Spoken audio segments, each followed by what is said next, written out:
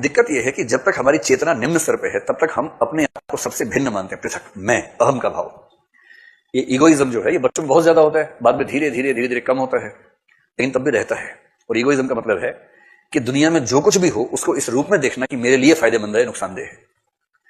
जैसे बरसात का मौसम आया, अब डेंगू का सीजन आएगा और कोई डॉक्टर बहुत खुश है, कह रहे डॉक्टर साहब बधाई हो, डेंगू आ रहा है, टीवी पे खबर आई 2 केस आ गए हैं, बस बस सब अगले 2 महीने जम के काम कर लो, फिर साल भर ऐश करना।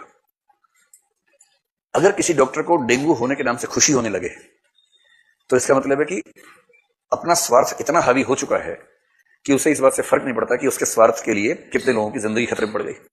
किसी भी क्षेत्र में अगर किसी भी ऐसी चीज में हमें सुख होने लगे जो दरअसल लोक दुख से जुड़ी है, तो चिंता की बात है।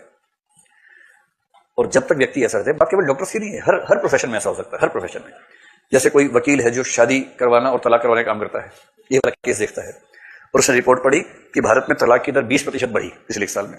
बधाई यार वकील साहब, बहुत बढ़िया, अपना बिजनेस 20% बढ़ेगा क्योंकि तलाक बहुत तेज बढ़ रहा है, बहुत बढ़िया, ऐसा ही बढ़ता रहे, मजा आ जाए। अब उसको इस बात से रत्ती भर फर्क नहीं पड़ रहा कि इससे समाज की क्या स्थिति बनेगी, उसको लग रहा है कि बस केस आते रहें और मेरा काम चल जाए।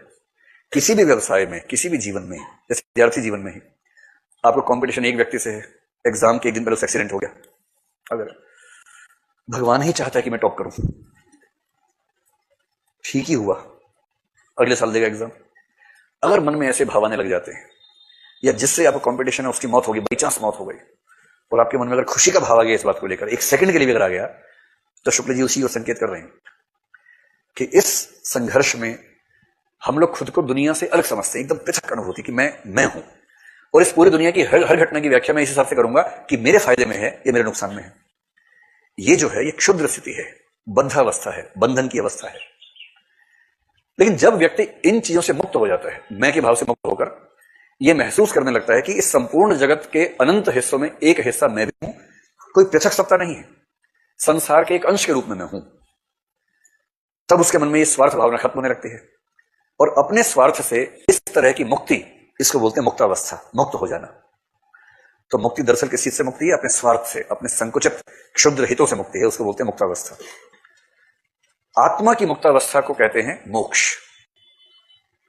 जैसे आत्मा मुक्त होती है, शंकराचार्य को ध्यान रखिए, वैसे हृदय भी मुक्त होता है। आत्मा की मुक्तावस्था होती होगी ज्ञान मार्ग से, जैसे शंकराचार्य करवा रहे थे, पर हृदय की जो मुक्ति होती है वो उस तरीके से नहीं होगी। वो कैसे होगी? हृदय की इसी मुक्ति के लिए हमारी वाणी जो शब्द विधान करती आई है उसे कविता कहते हैं। यानी कविता वह शक्ति है, वह शब्द विधान है जो बद्ध हृदय को मुक्त करने का प्रयास करता है।